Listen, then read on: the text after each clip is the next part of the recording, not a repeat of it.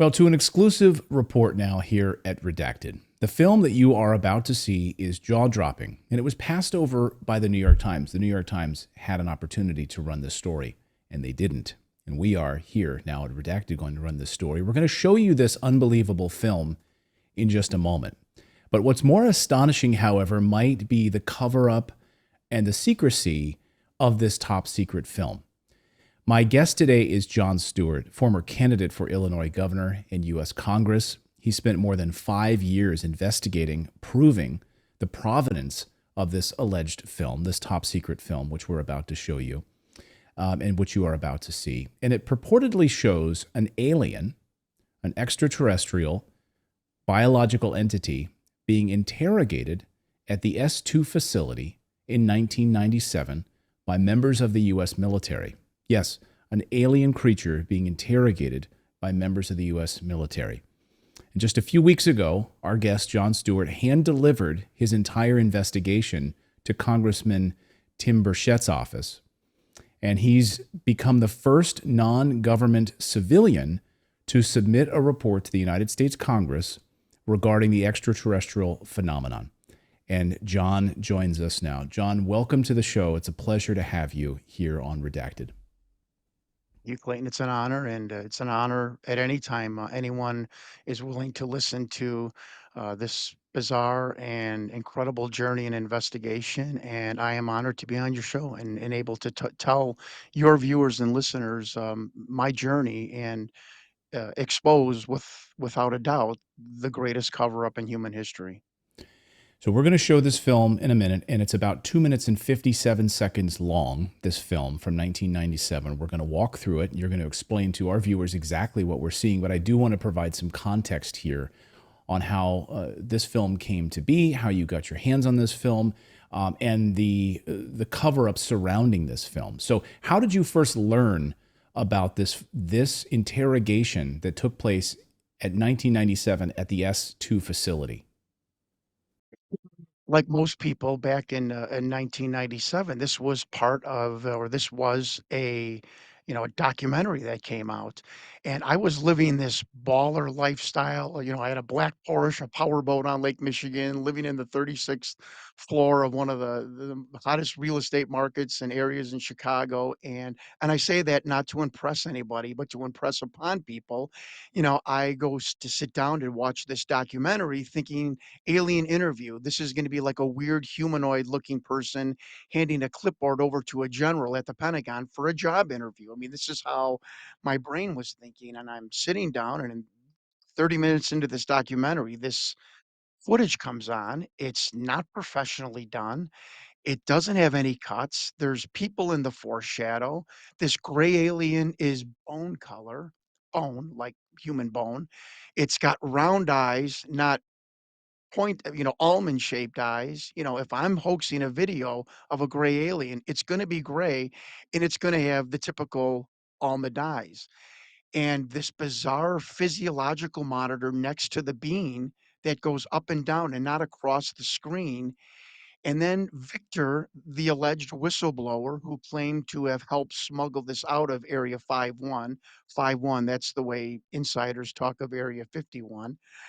And, and I had a psychologist tell me that I've probably encountered 10,000 people in my life with, wrestling and, in the automobile industry and in politics. I've never heard anyone this intelligent in my life, and I don't think a 23-year-old screenwriter in '96 could have made up this script that Victor was talking about. I mean, the vernacular he used was bizarre, and he used a term called medical flagging. The creature starts to medically flag.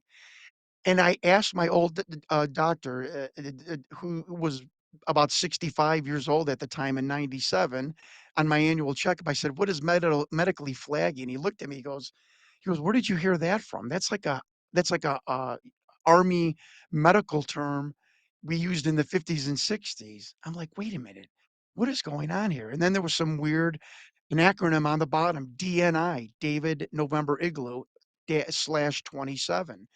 And Victor tells us that was the Department of Naval Intelligence.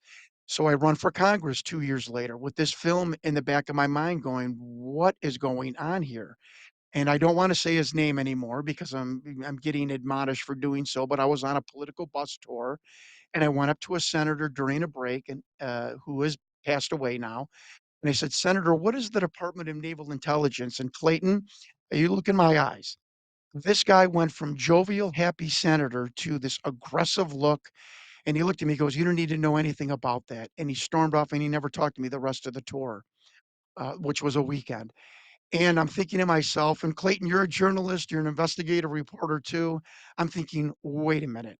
I got a hoaxed video with medical terminology from 50s and 60s. I've got a gray alien that's tan and round eyes, medical staff that are in sleeve scrubs and not in biohazard suits to really hype up the video.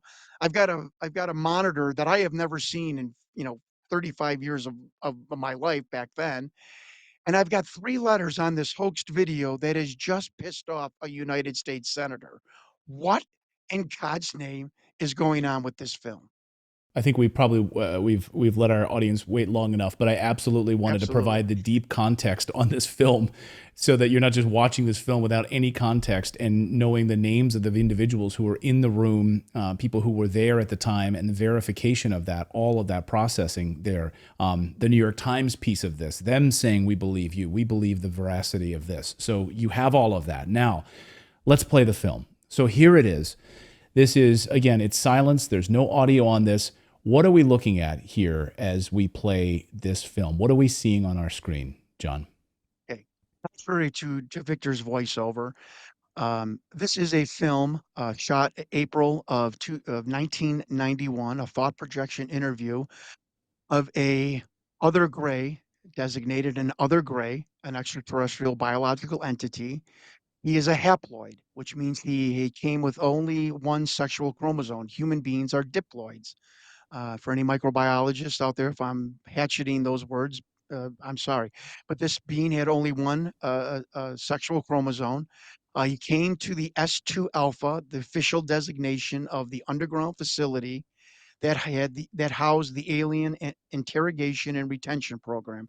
That's the unofficial name of what this was. They call these interview suites the ambassador suites because the government did try for the care and did treat these and look at these beings and still do as ambassadors from other planets and other dimensions. And if you hear David Grush coughing on his words, it's because he doesn't want to tell you that some of these beings are from other dimensions.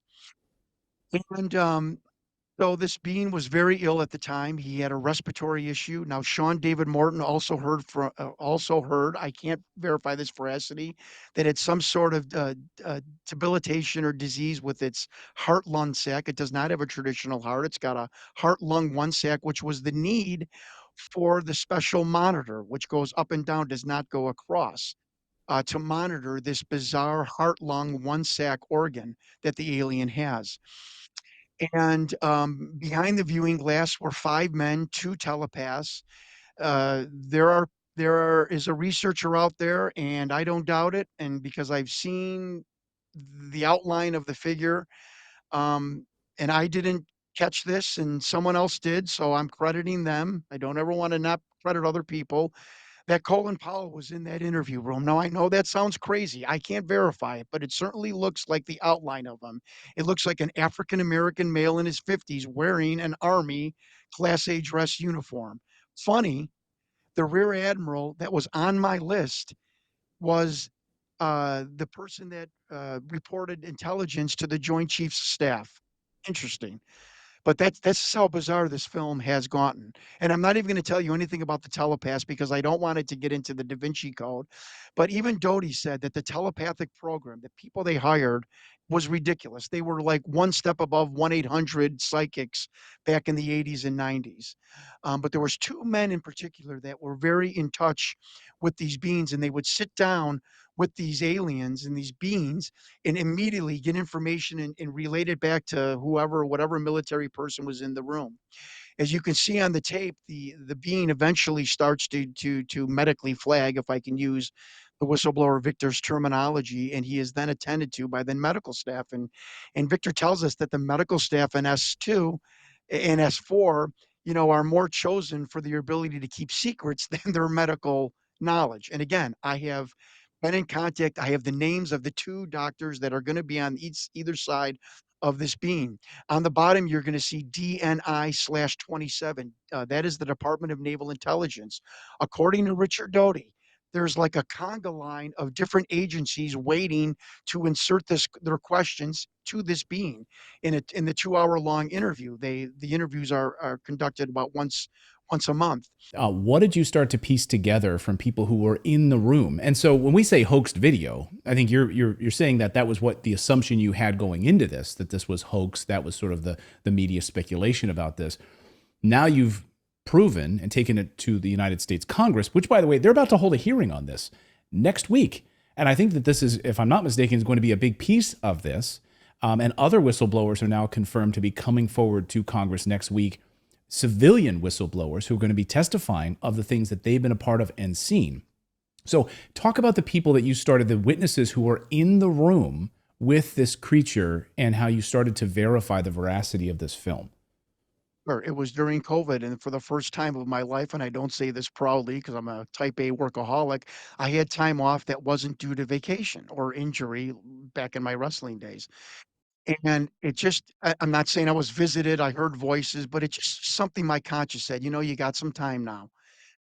Go figure out that film. Figure something out. I want everyone to know, Clayton, I did not come at this film. It was a hoax. Was it real? I just wanted to find the truth. And that is my credibility, that I didn't push any theory into my own line of thinking. I simply wanted to know the truth. I had information, the film, but I did not have knowledge, which comes from being actually involved in this or even involved in the military or these programs. But I knew that if I went on like a podcast or something, I could start to metastasize my investigation and put it out into the wind, give it the Oprah effect. Maybe somebody would contact me, which has happened to UFO researchers before, that they could give me some insight on this. And right before Memorial Day of 2020 one, I went on a Jeff Rense program, and sure enough, 3 weeks later in June, I started to get an email, or I got an email, received an email from a gentleman. He said, "I caught your interview. You got some things right, you got something wrong." Month later goes by, I get the same email and so on and so forth. And he was emailing me on the same day of the first that day of the month. And I know from my dad being on the board of directors of a credit union that that's probably somebody who's involved in a board of directors. And, and I'm not giving my main whistleblower, identity away. I'm just telling you how prominent this man was. And 9 months it took from him vetting me and, emailing me once a month and whatnot on my birthday, coincidentally. Now I'm a public figure. You could find out my birthday, but I think it was pretty bizarre that on my birthday, he sends me and I don't want to mince my words. He sends me a report of the Defense Intelligence Agency who ran the alien interview and retention program. That's what it's unofficially called in the know. And he had someone inside the DIA send the report of the unauthorized viewing of this film, not smuggled out, not stolen. It was called the unauthorized viewing. And Clayton, my hand was shaking in my car. I was at a oasis in outside of Hammond, Indiana, believe it or not, on a trip, and my hand was shaking because I was seeing names of actual men in Wikipedia or Googling them and realizing these are real people. And like Linda Moulton Howe told me when she saw the list, you have gold here. Why? No one has ever heard of these people before. And like Linda said, and these people are on Google and are real. And I said, yeah, they are. And she said, son, you got gold here. And so I got the list of names, but I know investigative journalism. That wasn't just enough just to have the names. I mean, come on, that's ridiculous. So I started to vet every single person on the list. The first person was retired working for TRW, and TRW, these are the men, by the way, who were behind the glass in the viewing gallery watching this thought projection interview. That's what it's called. It's not telepathy, it's actually called thought projection. And the first one worked for TRW, and I said, "Well, this is a hoax. He wasn't even in the military." David Morton, who was in the office of the production company, who first got the call from Victor saying, "I've got this VHS tape of an alien." said, "No, no, no. TRW is like hand in hand with the government. They do every kind of secret project and whatnot." I said, "Wow." The next name was a rear admiral, um, who reported to the Joint Chiefs, was in the Oval Office. I've proven this, and I'll get back to that man. The next one was a captain in naval intelligence. I look him up on Wikipedia. He retired a vice admiral. I said, "Well, this is a hoax."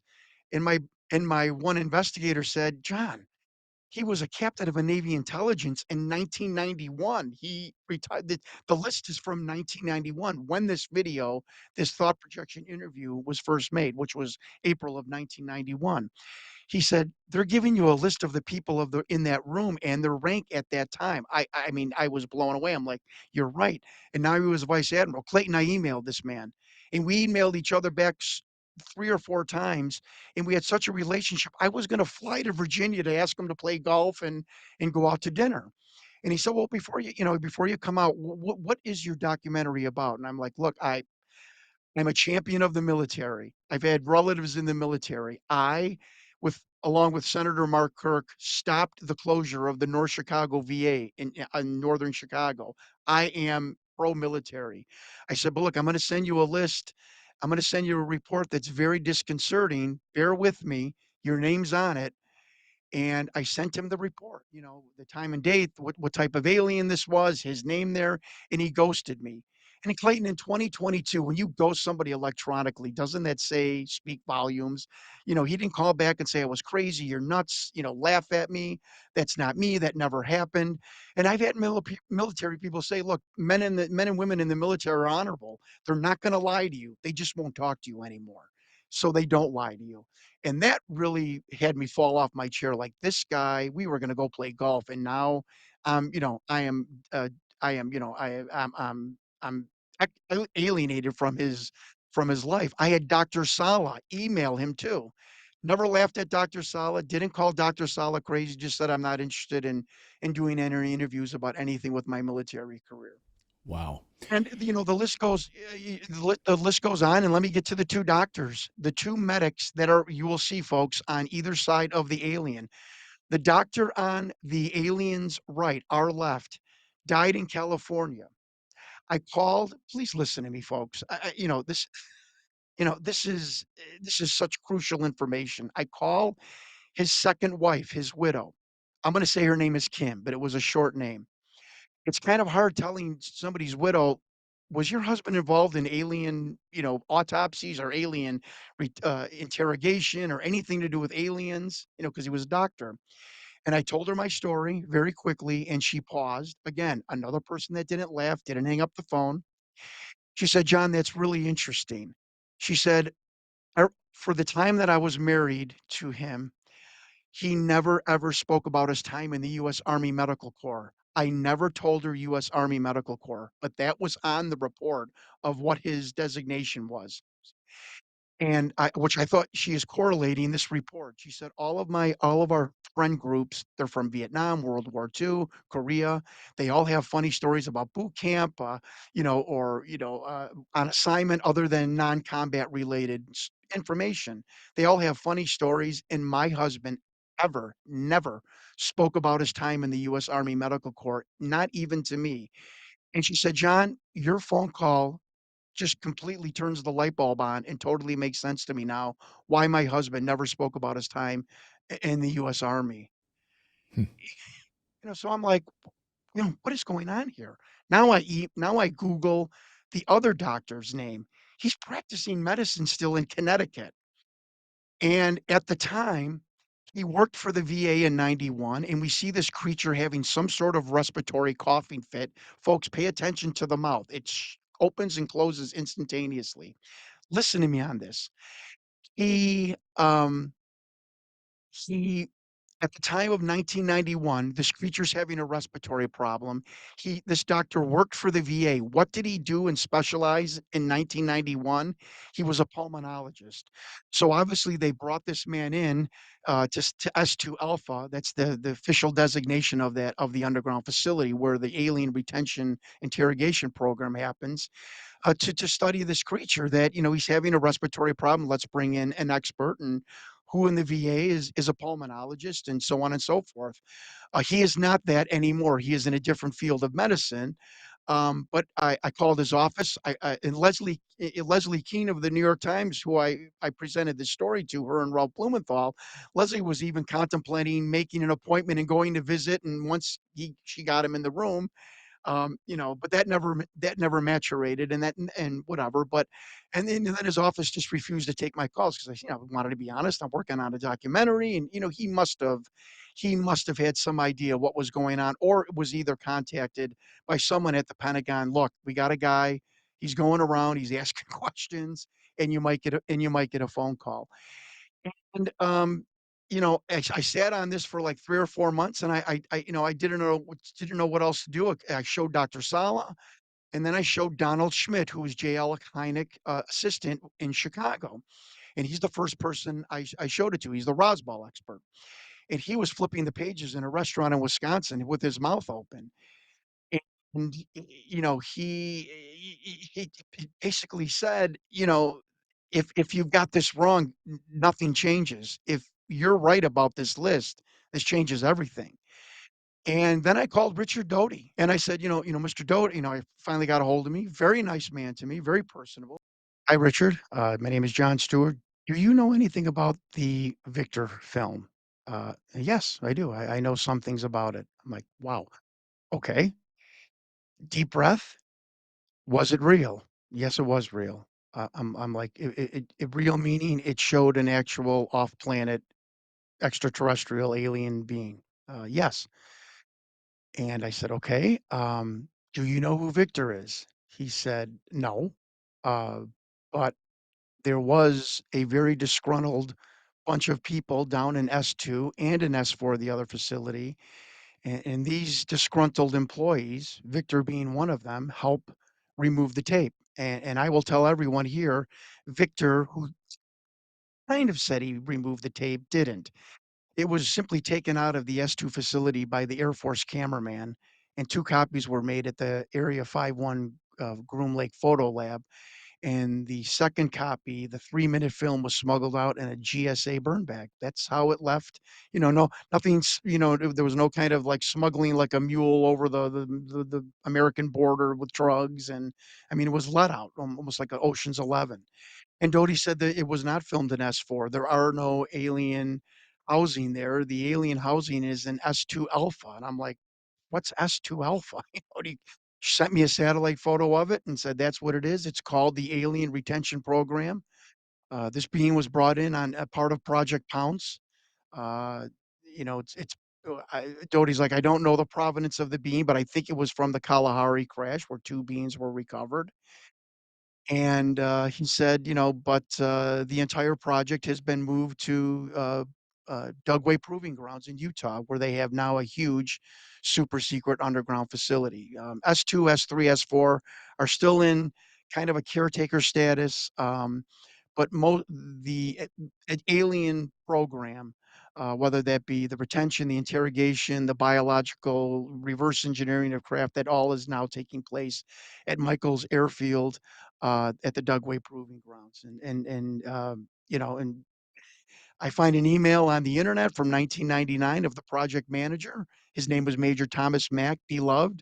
It says Richard Doty was our counterintelligence agent for Project Majestic, and that was the name of this project. Here's the bombshell: the name of the project for this whole thing since 1947 was the Majestic program. And the program to interview the beings in S2 was called Project Aquarius, which was basically all things about aliens in contact with human beings. And that is from the email, and that is also from Richard Doty's mouth, who is verified as the counterintelligence agent, who is in his 70s and wants to tell the story, the truth of what's going on and what the government is covering up. I wanted to ask you about the New York Times piece of this. So you brought this to the New York Times. You brought this to Leslie Kean. You brought this to Ralph Blumenthal, who, of course, write for the New York Times and publish reports in the New York Times. Famously, their big bombshell report a number of years ago about the USS Nimitz. And you brought this to them. What happened when you brought this to the New York Times? For asking me that, because I was kind of sworn to secrecy by them. until the stories came out, and they are out. And I contacted Ralph Blumenthal. I said, I have to do this in person. I have to show you my investigation." And I flew to Midtown Manhattan. We met at the Hilton in Midtown, August of last year, and we sat there for 5, 6 hours. I debriefed them basically. They were kind of astonished that I was old school journalism, getting out of my car, knocking on doors, putting notes on people's cars, and uh, we had lunch, and they said, "Look, we totally believe you. Your investigation is thorough, it's vetted, it's sourced, but there's no way the New York Times is going to run this story. I mean, you've got a film in a photo of an actual extraterrestrial." And Ralph and Leslie both said, if we could get, or you could get, a credentialed inside military intelligence official to come forward, which I'm like, that's never going to happen. To my shock, it did. We could possibly take this to the New York Times and run this story. If you had somebody come forward saying that film's real and the whole alien retention interview program is real. David Grush, the story breaks on News Nation. I mean, my family, my wife were like, they're like, "John, you're going to be in the New York Times. This is what Leslie and Rolf have been telling you. This is what you needed. You have it now." And I don't know what's going on. But you've heard nothing from it's them. And to be clear, they're not staff writers of the New York Times. They are, no. yeah. So this isn't No, specifically and the I New asked her. I York said, Times. "Leslie." Yeah. Yeah, and I asked her, I said, "Well, does this move my story now to the forefront? We have what you said I needed." And, I'll talk to Ralph, and Ralph, I'll talk to Leslie. I'm not throwing them under the bus. They're lovely people. I like them. I mean, Ralph, in 5 hours, Ralph Blumenthal became like my de facto uncle. That's how what a genuine soul he is. And I love Leslie, and we email each other, and I just, for the life of me, don't know what's going on. I have checked every single box, you know, and everyone told me, Clayton, 20 years ago, government, Hollywood, ufologist. If you prove who Victor is, you prove the video. And the director and the CEO of this production company said this guy called us out of the blue. He was a government employee. He was retired. He didn't even drive at the time, and produced this VHS tape. I've checked all the boxes. I've got the names. I've got the provenance of it. It's in Stephen Greer's 1 terabyte file that he's also submitted to Congress. So it was submitted twice. I think I'm number 240 on the list where it says UFO researchers, information. I don't know what else to do anymore except, continue to try and break through. Flying to Washington to hand my investigation to Congressman Burchett, whose office was wonderfully kind and nice to me, but to continue to do podcasts, and I need the people's help. I really do, because what David Grush can't tell you, I am willing to tell you today on this podcast. The bombshell, I think, of my entire investigation, the number 27, we found it on a Ronald Reagan briefing about extraterrestrials from 1980. I call back Doty. This is like right out of a movie. Richard, what the hell is the number 27 mean? Doty, not knowing, what I was talking about, said, "Oh, 27 is Yankee White." I'm like, "What's Yankee White?" And he said, "John, that's the security umbrella classification." Listen to me, folks. For anybody that briefs the president of the United States. So if you're watching that film, you better have the Yankee White security clearance to talk to, which would have been George H. Bush at the time. Now, a person has claimed Colin Powell was in that room. I am telling you that Colin Powell's chief intelligence liaison, Admiral Schaefer, he's the only name I've given up because he's dead. He's died already. He was also in that room, and he was direct liaison to the Joint Chiefs of Staff, and I have proof that he was also in the Oval Office. So that is why the designation 27 is on the bottom of that film. Would a production person in a low-level production company or a screenwriter even think to put that on the bottom of the film? I mean, it's just ludicrous. It's just, this thing just proves itself over and over and over again. Hmm. And so And if you the, see the mouth of the bean, yeah. every FX person is like, I don't know how that opens. You close up on that film and you see that mouth going like this. I mean, we've had FX people off camera tell us There's no way in '91. You'd see the metal servo around the mouth as a bulge. This is a slit that's opening and closing. Oh, there's a hand underneath the head of the alien. We have seen it because the flashlight of the medic shines the entire torso of this being. You see the neck is as thin as a wiffle ball bat. How is somebody getting their hand up there? This would have taken 200 to $300,000. We know, again, being the journalist, I found the production budget of Rocket Pictures. Production budget meaning having them put this out as a documentary, and then they did their own alien interview as a B-roll. Wasn't even a third of that. I know what they were paid. I know what Victor was paid. There was no money. There was no three, 400,000, 200, $300,000 budget to recreate this being. And why is everyone gaslighting me? And let me go on to the next thing, Clayton. This is very near and dear to my heart because it's affecting me. You know, the person from uh, that I was hooked that was ready to come on camera said, "Look, you're on a watch list now. Why am I on a watch list if I'm investigating a fake video? Fake Right. the DIA. I called the DIA with my FOIA request. We see your name there, but there's no file. Mr. Stewart, his name was Andrew at DIA FOIA request. I've never seen this before ever. Somebody removed your file. You can't get on this computer with a name unless you have a file attached. All of a sudden, 4 hours later, a file is attached. I get an email. I mean, why Admiral's ghosting me? Why? Why is this sending panic and shockwaves through Washington and the Pentagon? Why, if it's a hoaxed video? That's all I ask people. Don't believe a word I'm saying. Believe the follow-ups of why is this sending panic and through the people, in the know. Uh, Well, you did the work. You you did the can work answer that no that, you're one. better than me.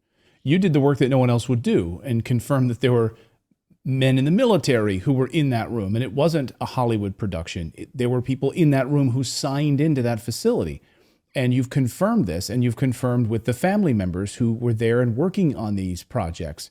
And others have come forward to confirm the veracity of not only your investigation, but also confirming other pieces of information from your investigation. Now it's in the hands of the U.S. Congress. You've given it over to Tim Burchett's office, Congressman Tim Burchett's office. This hearing is about to unfold in Washington, D.C.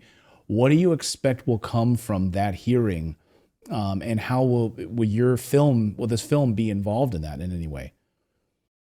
Well, this film was already what I was told, so I can't verify the veracity. What I was told that this film was already shown to 2 congressmen who, quote, "Hands were shaking, couldn't even put the cup of water to their mouths when they saw this video." Another congressman saw it. He was just made a quote in the newspapers, in the media last week. I don't really think the American people can handle what I've seen.